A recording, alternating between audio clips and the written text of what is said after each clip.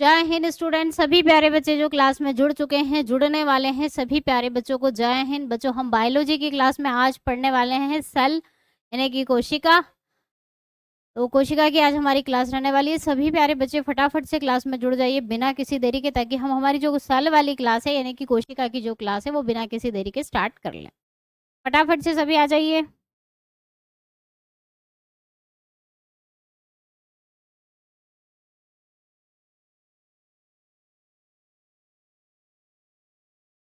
चलिए, तो सेल की जो क्लास है वो हम स्टार्ट करते हैं। कोशिका, सबसे पहले बात कर लें। क्वेश्चन आपके सामने, आंसर देने की कोशिश करिएगा जरूर। स्टडी ऑफ द सेल यानी कि कोशिका का अध्ययन क्या कहलाता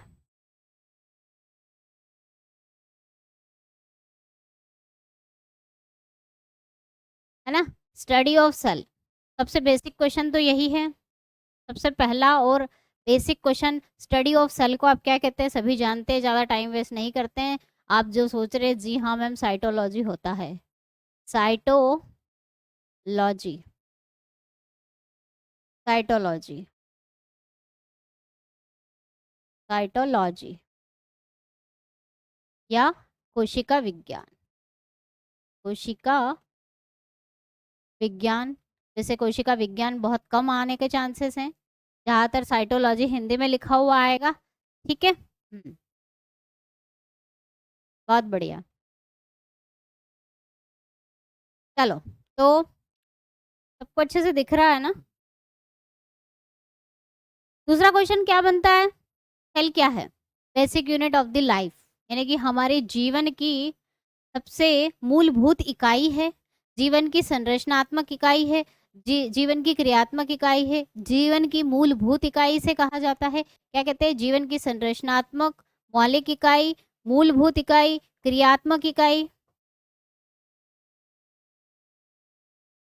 बेसिक बेसिक चीजें चल रही है, ठीक है। क्रियात्मक इकाई है, functional unit also, functional unit, functional unit, ठीक है। चलो, इतना समझ में आया? इसमें क्या समझना है? कुछ नहीं है, याद होना चाहिए। Basic unit, functional unit, structural unit of the life is the cell. जीवन की मूलभूत इकाई और क्रियात्मक इकाई, संरचनात्मक इकाई। क्रियात्मक इकाई क्योंकि हमारे बॉडी के जितने भी काम हो रहे हैं उसमें सबसे पहले जो शामिल होती है वो सेल ही होती है, कोशिकाएं शामिल होती है। स्ट्रक्चरल यूनिट यानी कि संरचनात्मक इकाई, हमारा जो बॉडी बना है हम जानते हैं पहले सेल बनी, सेल से फिर क्या बने? कोशिका बनी, कोशिका से ऊतक बने, ऊतक से अंग बने, अंग से अंग तंत्र बने, है ना? तो इसीलिए इसे संरचनात्मक इकाई भी कहते हैं। ठीक है, चलो अब सेल की जो है डिस्कवरी से रिलेटेड बातें कर लेते हैं कि खोजकर्ता कौन है, सब जानते ही हैं इसके बारे में। कमेंट सेक्शन में जरूर लिखो, कोशिका की खोज किसने की? सबसे पहले, सबसे पहले जो कोशिका की खोज की गई थी वो किसने करी? एक क्वेश्चन ऐसा बन सकता है ना? तो कोशिका की खोज का श्रेय या सबसे पहले कोशिका की खोज का जो श्रेय जाता है वो जानते हो तुम किसको जाता है? रॉबर्ट हुक को जाता है। रॉबर्ट हुक, इन्होंने क्या करा? Robert Hooke. अब यहाँ देखो क्वेश्चन कैसे घूमते हैं। आपको क्वेश्चन हर तरह से सॉल्व करना आना चाहिए, सिर्फ रटने से काम नहीं चलेगा। आपसे पूछ लेंगे कि सबसे पहले कोशिका की खोज किसने करी, क्वेश्चन अगर घुमाने होंगे तो रॉबर्ट हुक ने करी। ठीक है, एक क्वेश्चन ये बन जाएगा। एक क्वेश्चन ये बनेगा कि सबसे पहली अजीवित कोशिका की खोज किसने करी? नॉन लिविंग सेल की किसने करी, है ना? तो भी किसको बोलेंगे? रॉबर्ट हुक को। अगर आपसे पूछ ले कि फर्स्ट नॉन लिविंग सेल, तो भी इनका ही नाम आएगा, तो भी रॉबर्ट हुक का नाम आएगा। पहली अजीवित कोशिका, मृत कोशिका की खोज भी इन्होंने करी है। जीवित में किसी और का नाम आ जाएगा, है ना? और अजीवित कोशिका की खोज का मतलब क्या कि इन्होंने क्या करा था? एक नॉन लिविंग सेल डिस्कवर करी थी कॉर्क में। एक क्वेश्चन ये बन सकता है कि किसमें करी थी? तो इन्होंने जो खोज करी थी वो किसमें करी थी? इन कॉर्क, कॉर्क की कोशिका खोजी थी इन्होंने, कॉर्क में,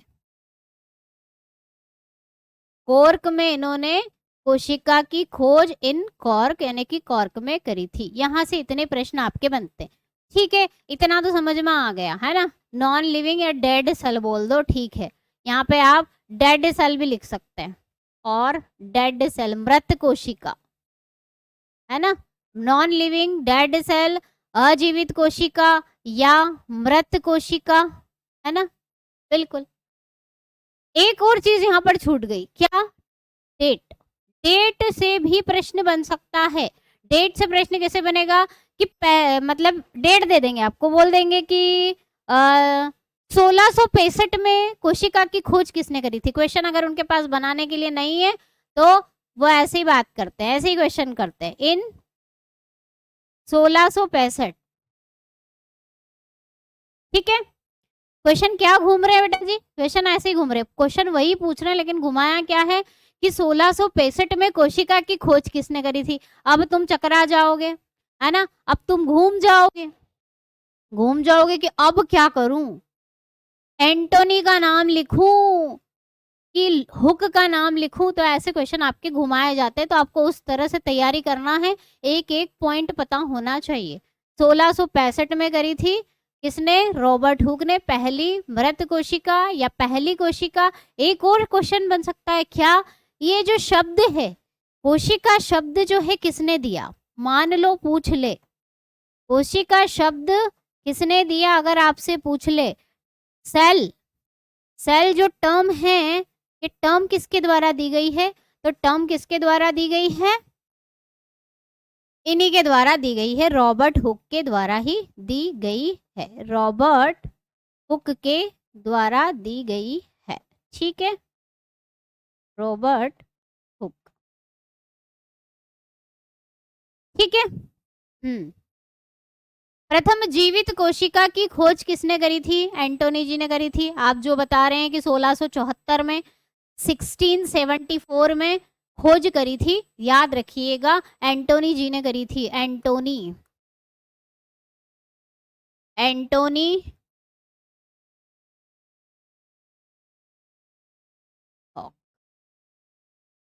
एंटोनी ल्यूएन हॉक। और कब करी थी? तो टाइम जरूर याद रखिएगा, 1674 में, क्योंकि प्रश्न क्या बन सकता है कि 1674 में कोशिका की खोज किसने करी थी? तो किसने करी थी, इनका नाम आएगा, फिर रॉबर्ट हुक आप नहीं लिख सकते, गलत हो जाएगा,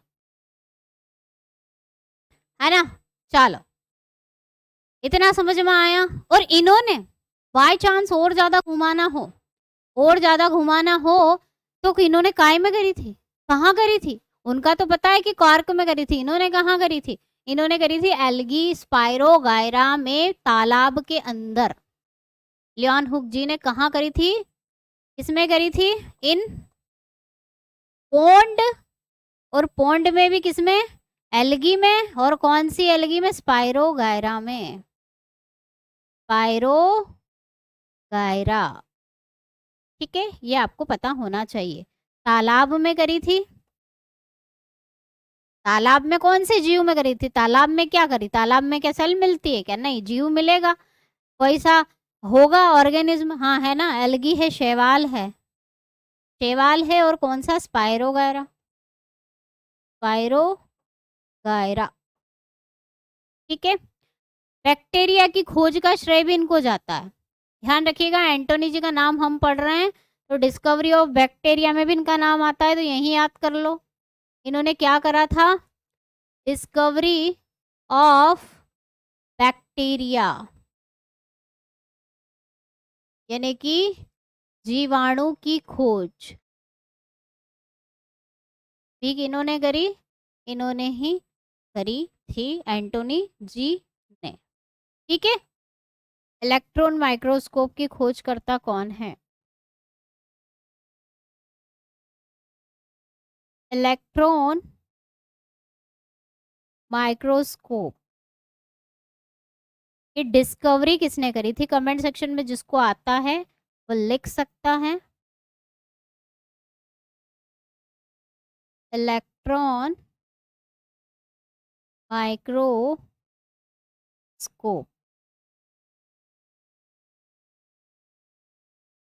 याद आ रहा है किसी को? आ रहा है? अगर आपको आ रहा है और दिमाग में आया इसका नाम नॉल और रस्का का, तो बहुत बढ़िया है। नॉल और रस्का, नॉल एंड रस्का का नाम आता है, ध्यान रखिएगा, खोज करता। ठीक है, चलो यहाँ पर डिस्कवरी ऑफ सेल से रिलेटेड बात हो गई है। ठीक है, थोड़ा सा और आगे बढ़ते हैं, नाभिक की बात कर लेते हैं। 1831 में रॉबर्ट ब्राउन,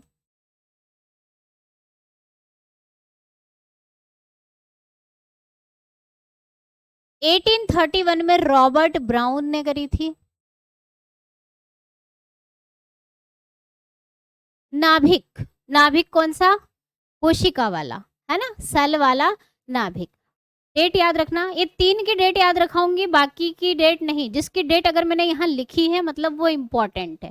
ठीक है, हर किसी की डेट हमें याद नहीं रखना है, जो इम्पोर्टेंट वाली है उसी की डेट हमें याद रखना, तारीख याद रखना है 1831 रॉबर्ट ब्राउन। और अगर आपसे पूछे कि ये जो नाभिक टर्म है, न्यूक्लियस जो टर्म है यानी कि जो शब्द है, इसको कौन दिए? इसको किसने दिया? नाभिक का जो शब्द है उसको देने वाले कौन हैं? उसको देने वाले भी कौन हैं? रॉबर्ट ब्राउन ही है। खोजकर्ता और नामकरण करने वाले दोनों रॉबर्ट ब्राउन है। अब बात ये आती है कि इन्होंने नाभिक की खोज किसमें करी? पहला जो नाभिक खोजा गया था इनके द्वारा, तो किसमें करी? जैसे कि हमने सेल का देखा था, कोशिका का देखा था, तो अगर आपसे पूछे तो इन प्लांट सेल, और उसका नाम भी लिख लो ऑर्किड। ऑर्किड था, ऑर्किड का पौधा था, ऑर्चिड का पौधा था, प्लांट था, उसके अंदर इन्होंने नाभिक की खोज करी थी। किसमें? पादप कोशिका में खोज करी थी, जंतु नहीं। पादप कोशिका में ऑर्किड का जो पौधा है उसके अंदर करी थी, करा था नाभिक यानी कि न्यूक्लियस की डिस्कवरी। ठीक है, अब बात आती है सेल थ्योरी की यानी कि कोशिका सिद्धांत। किसने दिया? श्लाइडेन और श्वान ने दिया। हम जानते हैं श्लाइडेन और श्वान के द्वारा दिया गया सेल थ्योरी गिवन बाय, किसके द्वारा? मैथियास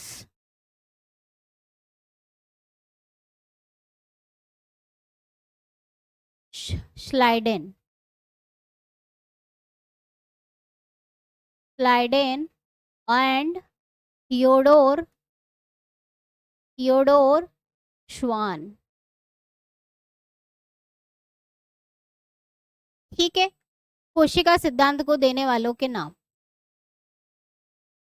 कोशिका सिद्धांत किसके द्वारा दिया गया था?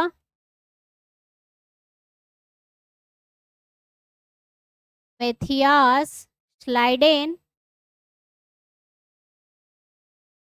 और थियोडोर श्वान। या हम शॉर्टकट में क्या बोलते हैं? श्लाइडेन और श्वान का नाम शॉर्टकट बोल देते, पूरा नाम नहीं बोलते। पूरा नाम याद कर लो, काम का है।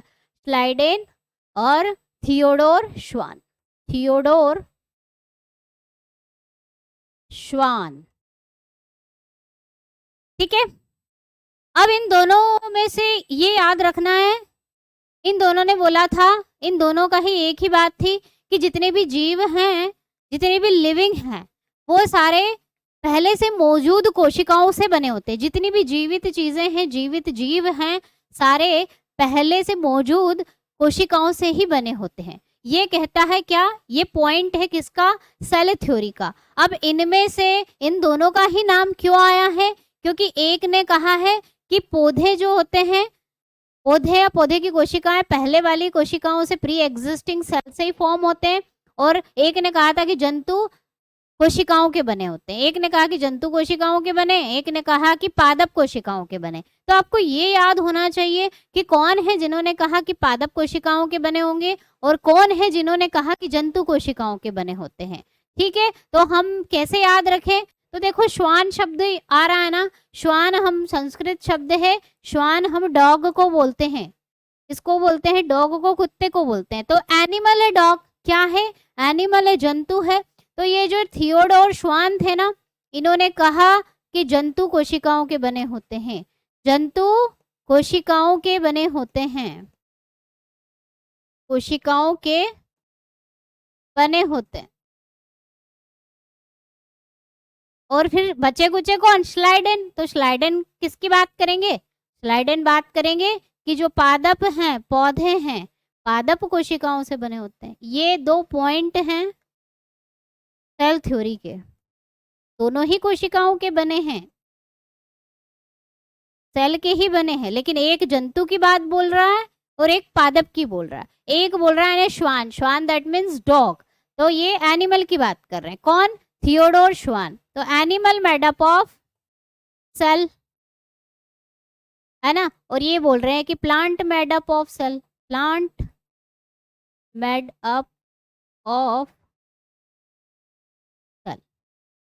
तो इन दोनों के नाम तो याद रखना ही है, लेकिन नाम के साथ याद रखना है कि कौन जंतु का बोल रहे थे, कौन पादप का बोल रहे थे, कौन एनिमल का बोल रहे थे, कौन प्लांट का बोल रहे थे। ठीक है, चलो।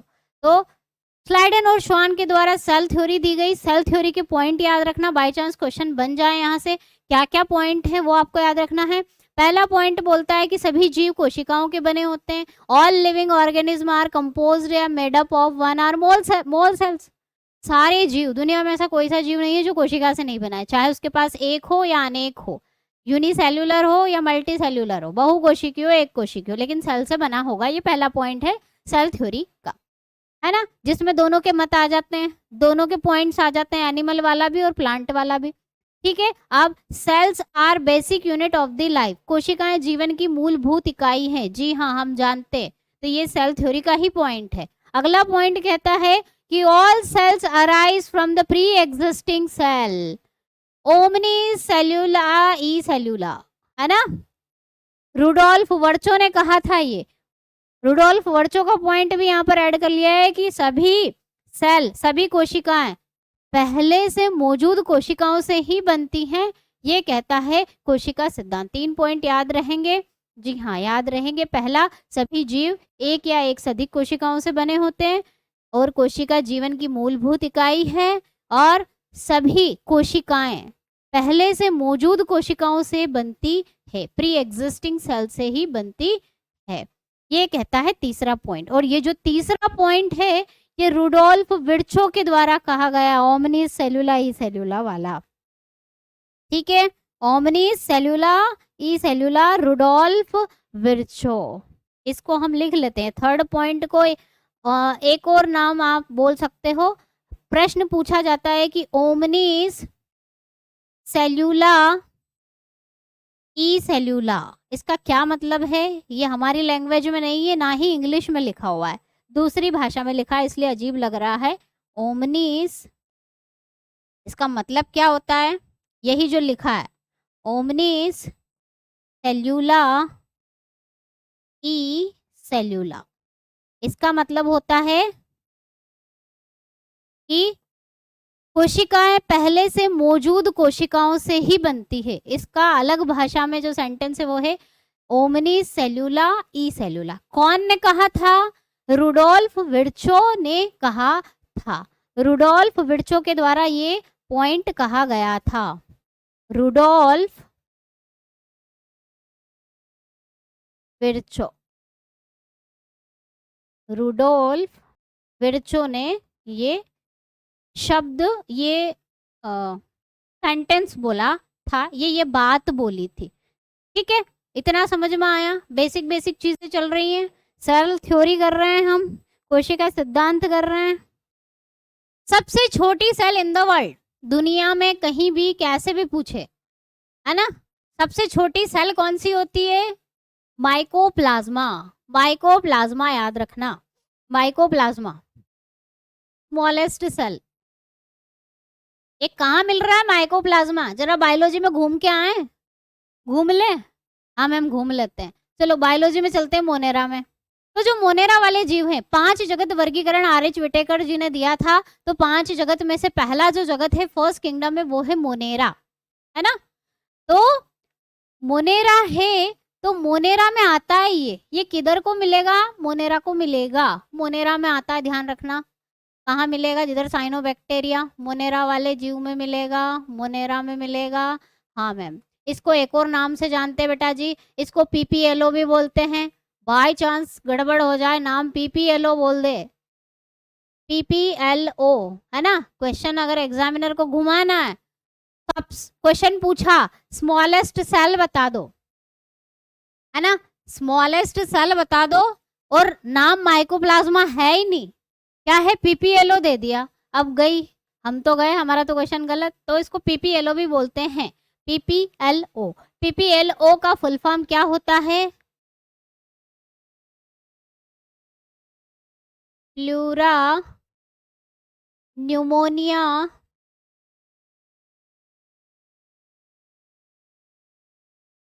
Like, L for like, O for organism.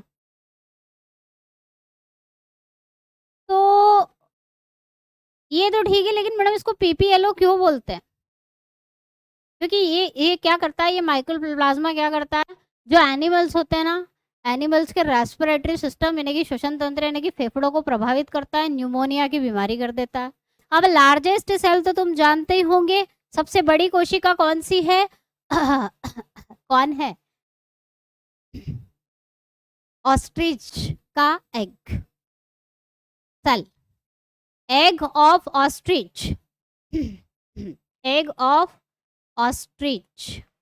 Ostrich के बारे में हमने पढ़ा है ना, क्या पढ़ा है? फ्लाइटलेस बर्ड होता है, उड़न विहीन पक्षी, उड़ नहीं सकता, सबसे बड़ा पक्षी, उड़न विहीन पक्षी। तो इसकी कोशिका भी सबसे बड़ी होगी इसके अंडे की, तो शुतुरमुर्ग के अंडे की, शुतुरमुर्ग के अंडे की कोशिका है ना, अंडा नहीं है पूरा, egg cell of the ostrich, शुतुरमुर्ग के अंडे की कोशिका सबसे बड़ी कोशिका है।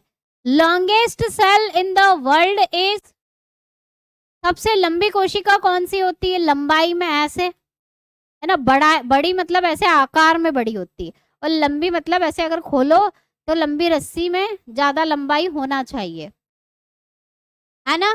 तो द लॉन्गेस्ट सेल, सबसे लंबी कोशिका होती है न्यूरॉन। न्यूरॉन यानी कि तंत्रिका कोशिका, है ना, न्यूरॉन को हम तंत्रिका कोशिका भी बोलते हैं, नर्व सेल्स बोलते हैं, नर्व सेल, है ना, नर्व सेल वही है, न्यूरॉन को ही नर्व सेल बोलते हैं, तो कंफ्यूज मत हो जाना, न्यूरॉन या तंत्रिका कोशिका, ये सबसे लंबी कोशिका है, ठीक है। Largest cell in the human body, मानव, मेल गेमेट स्पर्म सबसे छोटी है बेटा, वो हम आगे बात करेंगे। मानव शरीर में सबसे बड़ी कोशिका का नाम बता दो, क्या है? क्या है? जी हाँ बिल्कुल सही जा रहे हैं आप, फीमेल ओवम, है ना, मादा अंडाणु की कोशिका। Smallest cell in the human body is, मानव शरीर में सबसे छोटी कोशिका स्पर्म सेल, क्या होगी? स्पर्म सेल, शुक्राणु कोशिका। देखो, जो थोड़ा ज्यादा जानते हैं उनकी बात नहीं कर रही हूँ, जो नहीं जानते हैं, कम जानते हैं, उनको बोल दूं, इन्हें क्या बोलते हैं? अंडाणु और शुक्राणु को क्या कहा जाता है? इन्हें हम गैमेट्स कहते हैं, क्या बोलते हैं? गैमेट्स बोलते हैं। वैसे तो जानते ही होंगे, बायोलॉजी पढ़े हुए हैं आप, युग्मक कहते हैं। क्या है बेटा जी? ये अंडाणु और शुक्राणु को हम युग्मक बोलते हैं, तो क्या बोलते हैं? गैमेट बोलते हैं, है ना। अब मेल का यानी कि नर का होगा, शुक्राणु को नर युग्मक कहेंगे, क्या कहेंगे? नर युग्मक कहेंगे। और मादा का होगा तो उसे मादा युग्मक कहेंगे या मादा युग्मक। तो कभी बाय चांस घुमाएं और ऑप्शन में मेल गेमेट फीमेल गेमेट करके आ जाए तो कंफ्यूज मत हो जाना। मान लो अंडाणु नहीं लिखा है, शुक्राणु नहीं लिखा है, युग्मक लिख दिया है तो कंफ्यूज मत हो जाना। नर युग्मक शुक्राणु को ही बोलते हैं, है ना। गेमेट जो है ये मेल गेमेट है शुक्राणु, और ये फीमेल गेमेट।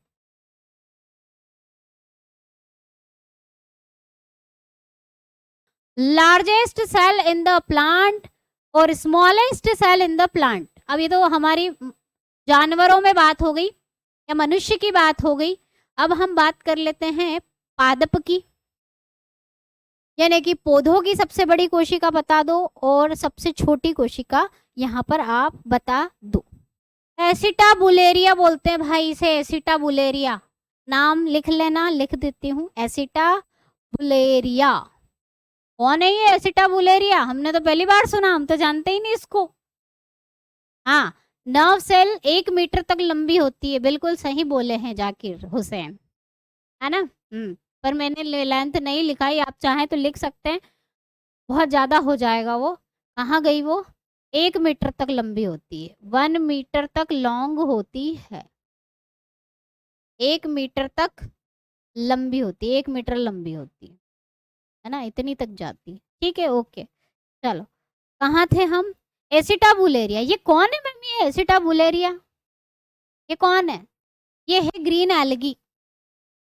ग्रीन एल्गी है, एक तरह की ग्रीन एल्गी है, यानी कि हरा शैवाल है उसका नाम है। ठीक है, एसिटाबुलेरिया कौन है? एक ग्रीन एल्गी है। स्मॉलेस्ट प्लांट सेल का नाम बताओ जल्दी से। Wolffia globosa. डकवीट भी आ सकता है कहीं पर, इसका नाम और आएगा जब हम प्लांट की बात करेंगे। सबसे छोटा फूल पढ़ेंगे, सबसे छोटा पौधा पढ़ेंगे, है ना।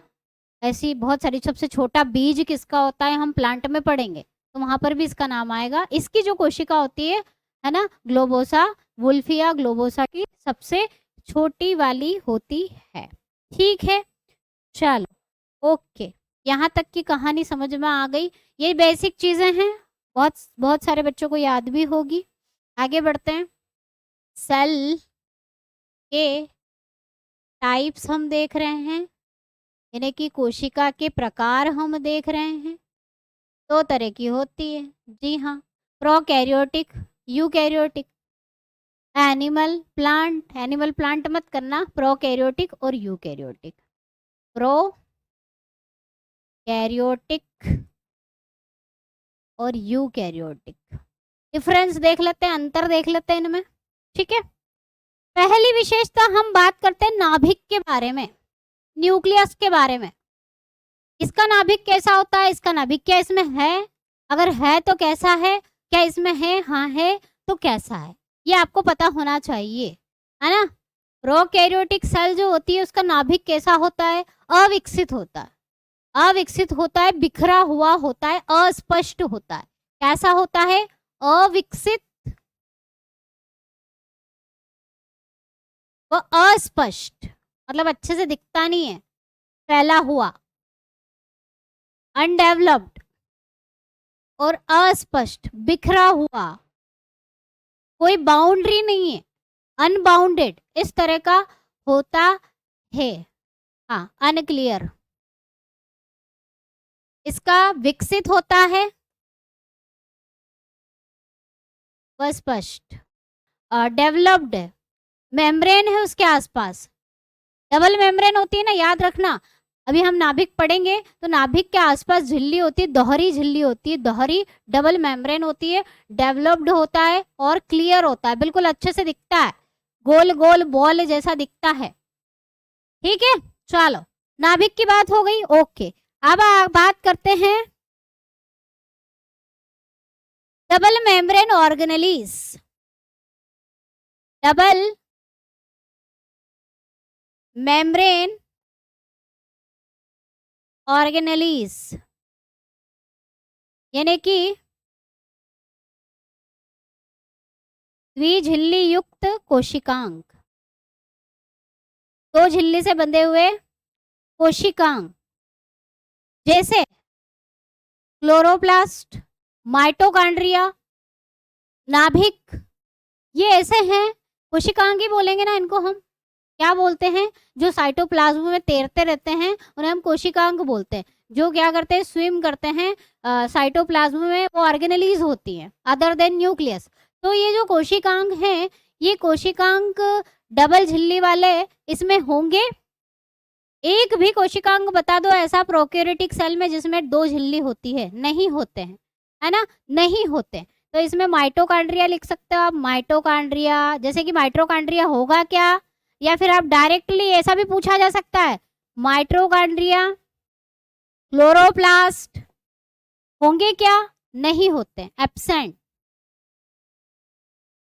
अनुपस्थित। इसमें ना तो माइटोकॉन्ड्रिया होता है, ना ही क्लोरोप्लास्ट होगा। यहां पर होता है प्रेजेंट, यानी कि उपस्थित। ठीक है, चलो तीसरा अंतर, राइबोसोम, प्रोटीन फैक्ट्री, प्रोटीन बनाते हैं जो राइबोसोम्स इसमें होंगे। प्रोकैरियोटिक चल रहा है इधर, इधर यूकैरियोटिक चल रहा है, ध्यान रखना। इधर प्रोकैरियोटिक चल रहा है, इधर यूकैरियोटिक चल रहा है। तो राइबोसोम जो होते हैं इसमें भी होते हैं और इसमें भी होते हैं, लेकिन दोनों के राइबोसोम में अंतर है। प्रोटीन फैक्ट्री जिसे हम कहते हैं, प्रोटीन का कारखाना, क्योंकि प्रोटीन बनाते हैं। अब इसमें होते हैं बेटा जी 70S वाले, है ना। 70S क्या होते हैं हम आगे क्लास में चर्चा करेंगे। और इसमें बस इतना ध्यान रखो, 70S वाले भी और 80S वाले भी होते हैं। ये वाले कहाँ मिलेंगे?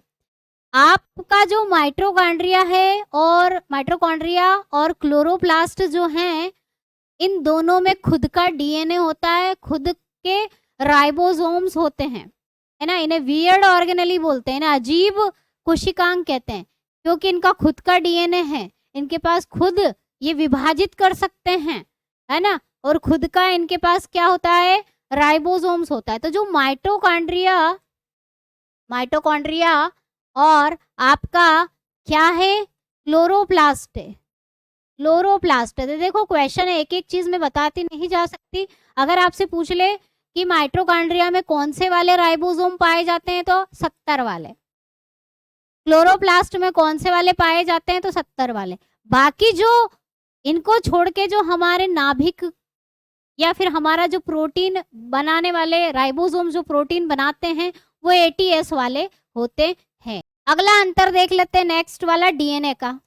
डीएनए का जो फुल फॉर्म है वो जल्दी से बता दो क्या होता है। तो इसमें डीएनए होता है कि नहीं होता है? अगर होता है तो कैसा होता है? और इसमें डीएनए होता है कि नहीं होता है? अगर होता है तो कैसा होता है? ये यूकैरियोटिक हमारी सेल की बात है, और ये प्रोकैरियोटिक यानी कि बैक्टीरिया वाली सेल की बात, जीवाणुओं की कोशिकाओं की हम यहाँ पर बात कर रहे हैं।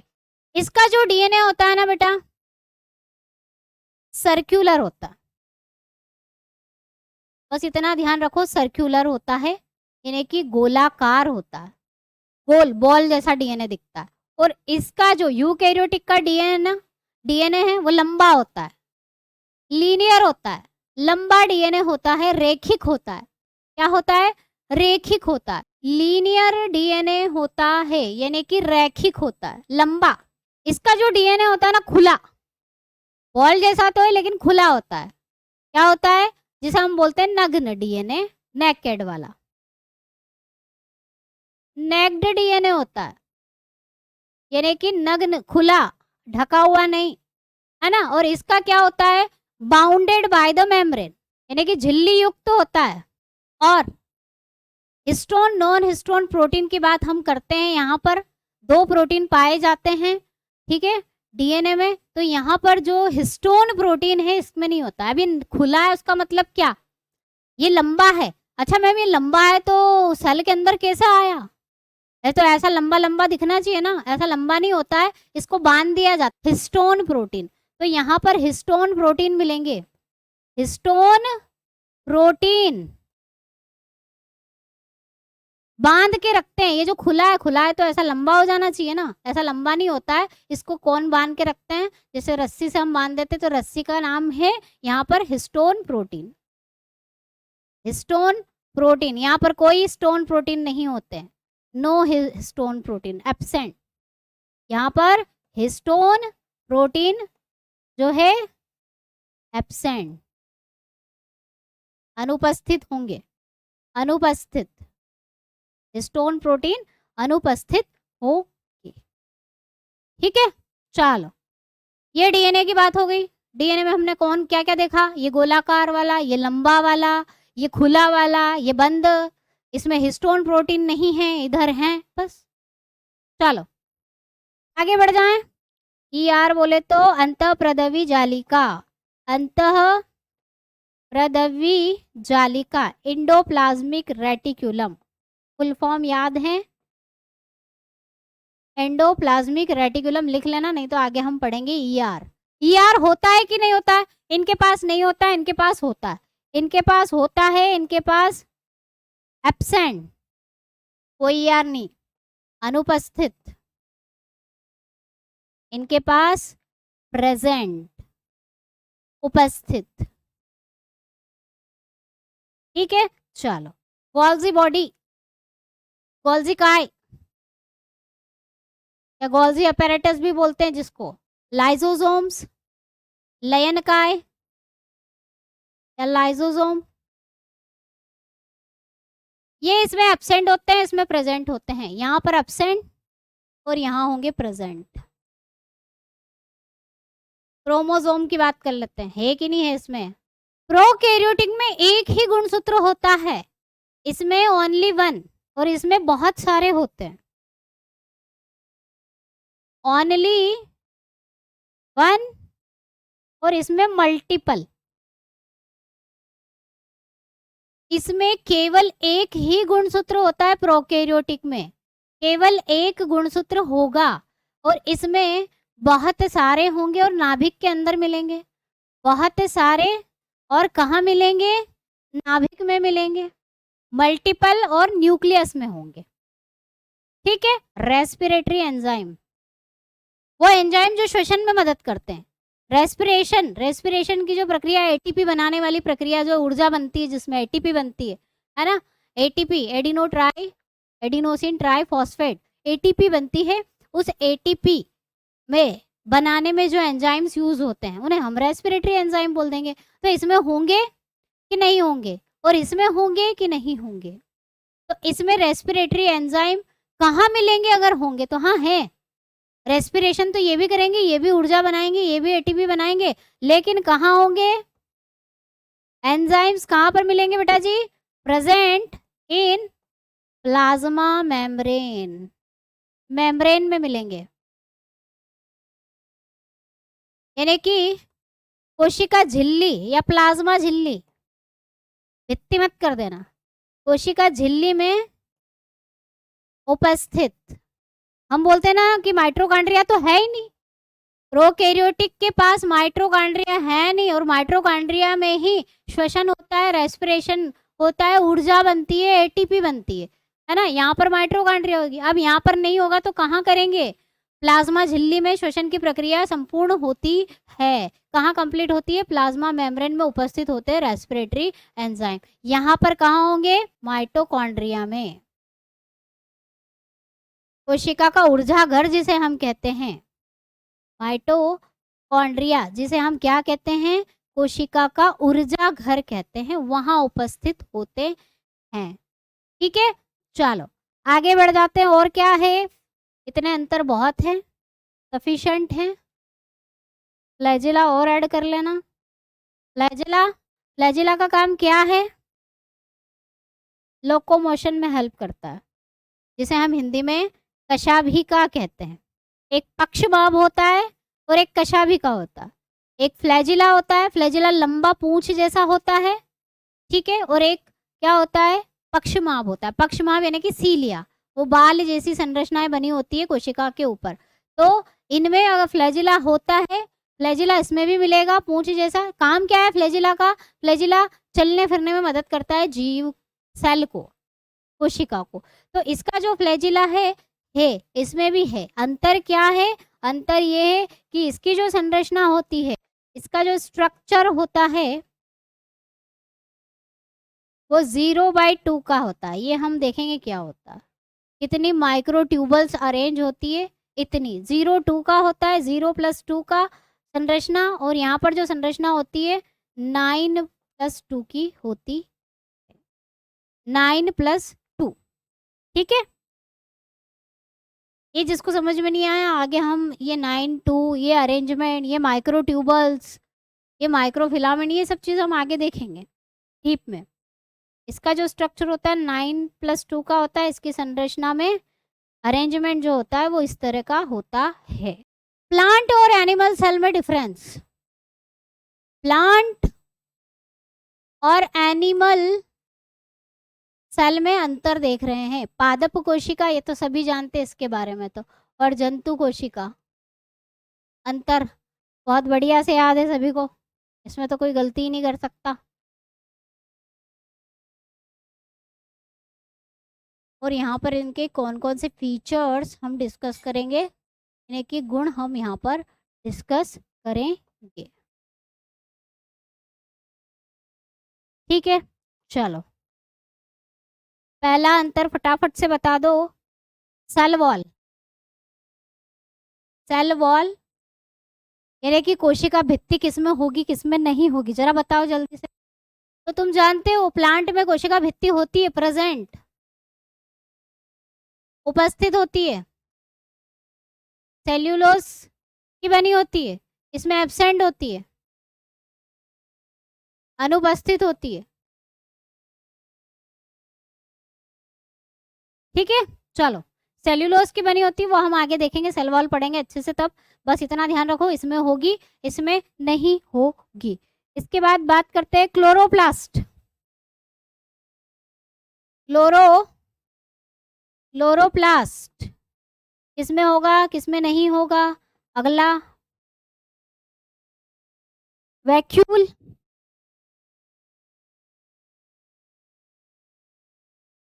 रिक्तिका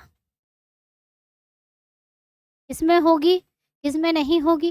ठीक है, आप सबसे पहले क्लोरोप्लास्ट की बात कर लें तो क्लोरोप्लास्ट इसमें तो प्रेजेंट होता है, P for present, A for absent, है ना। उपस्थित, उपस्थित, अनुपस्थित, कंप्लीट कर लेना इसको, या मैं ही कर देती हूँ, अनुपस्थित और उपस्थित।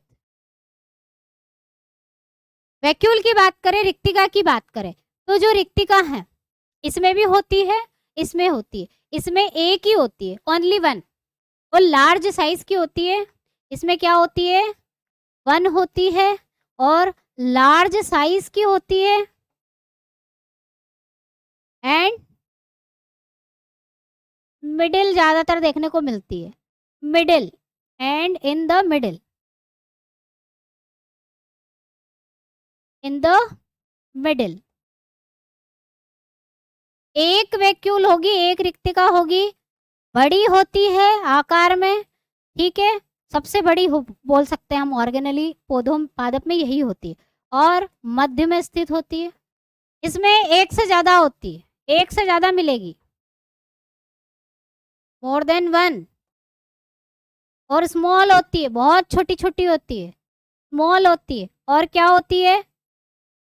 कहीं भी मिल जाएगी, या पेरिफेरल बोल दो, कहीं भी मिल जाएगी, साइटोप्लाज्म में कहीं पर भी मिल सकती है ना, कहीं पर भी साइटोप्लाज्म में मिल सकती है। तो ये होती है एक से ज्यादा और छोटी होती है। और मध्य में तो तुम जानते हो नाभिक होता है इनमें, नहीं जानते तो जान लो। यूकैरियोटिक सेल में जो नाभिक है, न्यूक्लियस है, वो मिडिल में मिलता है, बाकी ऑर्गेनली आसपास मिलेगी।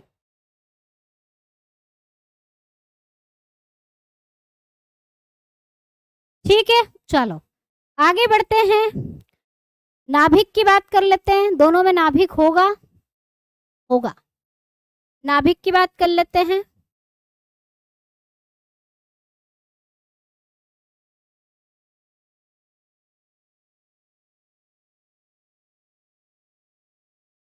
न्यूक्लियस यानी कि नाभिक की बात कर लेते हैं, तो नाभिक यहाँ पर होगा, जंतु में भी नाभिक होता है और पादप में भी होगा। तो पादप में जो नाभिक होता है वो क्या होता है, एक तरफ होता है।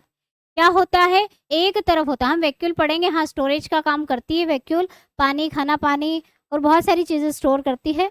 तो प्लांट में क्या होता है, पेरीफेरल होता है, परिधि होता है, पेरीफेरल होता है। पेरीफेरल का मतलब परिधि, ये परिधि का मतलब क्या है, और ये इन द मिडिल,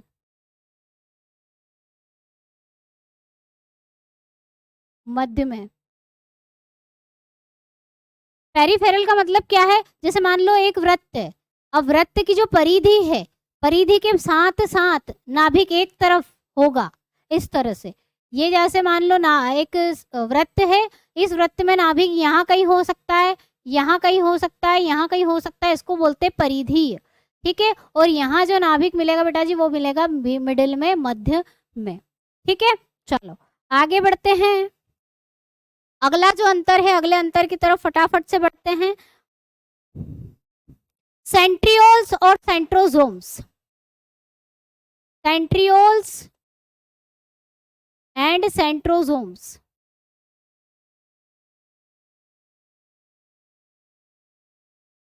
सेंट्रियोल व सेंट्रोसोम।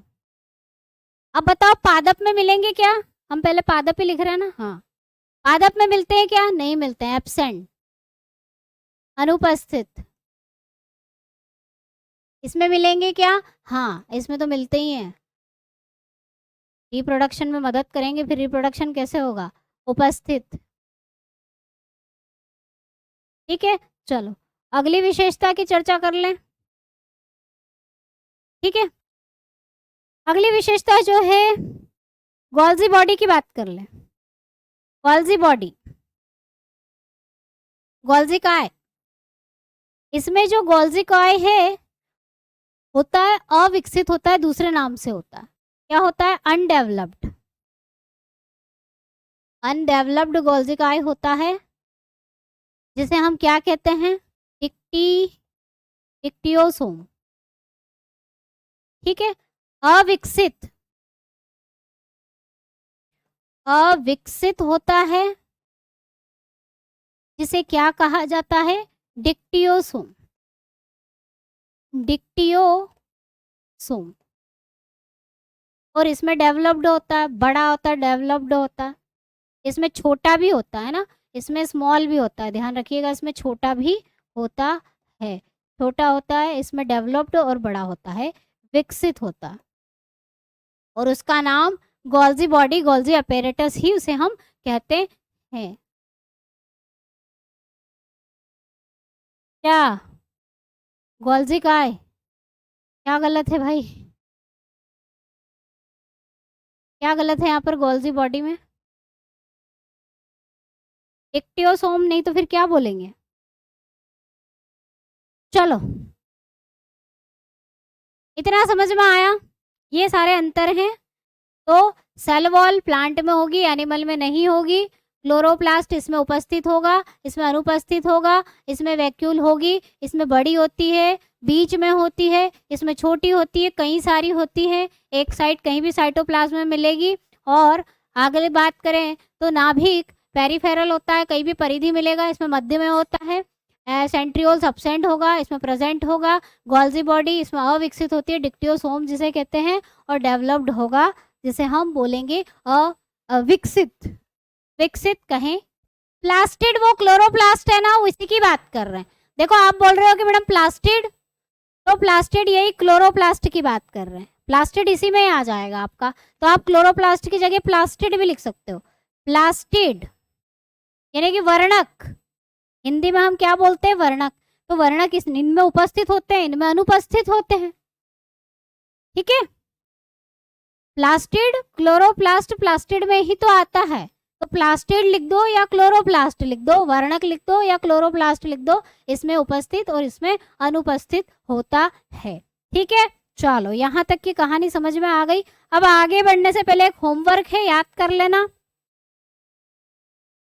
जितने भी हम कोशिकांग पढ़ना, आप कल से कोशिकांग पढ़ना शुरू करेंगे, तो जितने भी हम कोशिकांग पढ़ेंगे, ऑर्गेनेलिज पढ़ेंगे, उनमें से कुछ ऐसी होती है जिनमें एक भी झिल्ली नहीं होती। मतलब मान लो ये ऑर्गेनेली है, इसके आसपास कोई भी मेम्ब्रेन नहीं मिलेगी, तो उसे बोलेंगे विदाउट मेम्ब्रेन, यानी कि झिल्ली रहित कोशिकांग।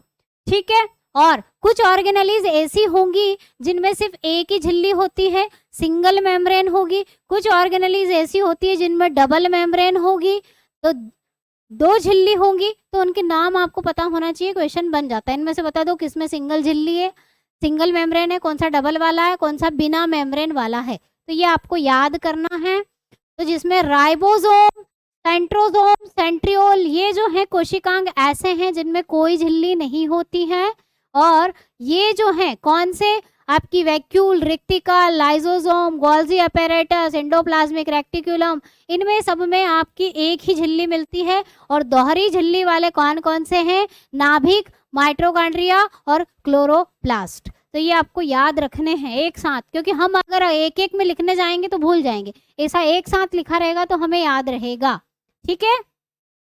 कल की क्लास में हम सेल वॉल और ये सारी ऑर्गेनेलीज जो है, कोशिकांग जो है, वो डिस्कस करेंगे। ठीक है। तो मिलते हैं फिर नेक्स्ट क्लास में, तब तक के लिए जय हिंद, जय भारत, वंदे मातरम। इसके अलावा बेटा बैच का प्राइस, बहुत सारे बच्चे बोल रहे थे कि मैडम एफोर्डेबल कर दो, है ना, बैच का प्राइस कम कर दो, हम नहीं परचेस कर पा रहे हैं, हम चाह रहे हैं कि हम परचेस करें। तो उन स्टूडेंट्स के लिए जिनको अभी भी उम्मीद है कि मैडम आप कर दोगे कम प्राइस, तो बेटा बैच का प्राइस आपका कम कर दिया गया है 599। बेटा 599 में आपको सिर्फ बैच ही नहीं मिल रहा है। 599 मतलब ये समझ लीजिए आप, ये पूरा जो बैच है आपका 1000 का। इसमें जो कंटेंट आप देखोगे 1000 का कंटेंट है, लेकिन आप लोगों के लिए, आपकी डिमांड के लिए ये जो है बैच का प्राइस कम कर दिया है, 599 कर दिया है। जिसमें सिर्फ लाइव क्लासेस नहीं मिलेंगी, टेस्ट सीरीज भी मिलेगी 50 प्रश्नों की, 60 + 50, इतनी तो आपको टेस्ट सीरीज मिल जाएगी प्रैक्टिस के लिए। चैप्टर वाइज टेस्ट सीरीज भी है जिसमें आप चैप्टर पर के टेस्ट भी लगा सकते हैं, वो भी यहाँ पर मिलेगी आपको। PYQs मिलेंगे, बहुत जल्द आपको PYQs करवाने वाली हूँ 2025 की एरो एग्जाम की, वो भी इसमें आपको मिलेंगे टेस्ट सीरीज के फॉर्म में। पूरा कंटेंट आपको 599 में प्रोवाइड किया जा रहा है। सिर्फ बैच नहीं मिल रहा है कि बस पढ़ा दिया और खत्म, प्रैक्टिस करने के लिए प्रैक्टिस सेट भी यहाँ पर आपको अवेलेबल है इस बैच के साथ में। ठीक है। और इतना सारा कंटेंट इतने कम प्राइस में आपको कोई नहीं देगा। सिर्फ बैच जरूर मिल जाएगा, लेकिन पूरा कंटेंट आपको नहीं मिलेगा। इसमें MCQ रिवीजन बैच भी है बेटा, 3 बैच मिल रहे हैं, 3 बैच मिल रहे हैं, चैप्टर वाइज टेस्ट सीरीज मिल रही है, और आपको पूरा 50 प्रश्नों की कितनी, 60 + 50, ये मान के चले आपको 110 टेस्ट सीरीज यहाँ पर मिल रही है प्रैक्टिस के लिए। सफिशिएंट है, प्रैक्टिस सेट ही कर लोगे तो ही बहुत है। ओके। तो जो बच्चे अभी भी चाहते हैं कि मैडम हम ज्वाइन करना चाहते थे लेकिन हम नहीं कर पा रहे हैं, हम एफर्ट नहीं कर पा रहे थे, तो आप लोगों के लिए बैच का प्राइस कम कर दिया गया है। लिमिटेड टाइम ऑफर है, जो बच्चे अभी भी नहीं ज्वाइन कर पाए हैं वो ज्वाइन कर सकते हैं। बायलैंग्वेज हमारा जो है बैच चलता है और पूरा NCERT बेस्ड है, AMC ARO दोनों की एग्जाम के लिए, और सिलेक्शन बैच है बेटा। ठीक है। चलिए सिलेक्शन आप देख सकते हैं, मेहनत हम करते हैं। ठीक है। और यहाँ हम किसी का टाइम बर्बाद नहीं करते हैं बेटा, बहुत मेहनत करते हैं और ईमानदारी से पढ़ाते हैं, और रिजल्ट भी आपका यहीं से आता है, और इस बार भी आया है और इस बार भी आएगा रिजल्ट। चलिए बेटा, तो फिर मिलते हैं नेक्स्ट क्लास में। सभी बच्चे रिवीजन करते रहें, याद नहीं रहती है चीज़ें, मैं जानती हूँ, तो चार्ट बना के रखें, फॉर्मूलों का चार्ट बनाएं, सूत्रों का चार्ट बनाएं, मैथ्स में या फिजिक्स में या दूसरे सब्जेक्ट में इंपॉर्टेंट इक्वेशन है वो उसका चार्ट बनाएं। चार्ट बना के अपनी दीवार पर जब तक चिपका के रखें जब तक आप सेलेक्ट नहीं हो जाते, और बार बार उसको पढ़ें। तो कौन है जो आपको सिलेक्शन होने से रोक पाएगा? कोई नहीं। ठीक है। ओके, चलिए तो मिलते हैं नेक्स्ट क्लास में, तब तक के लिए जय हिंद, जय भारत, वंदे मातरम।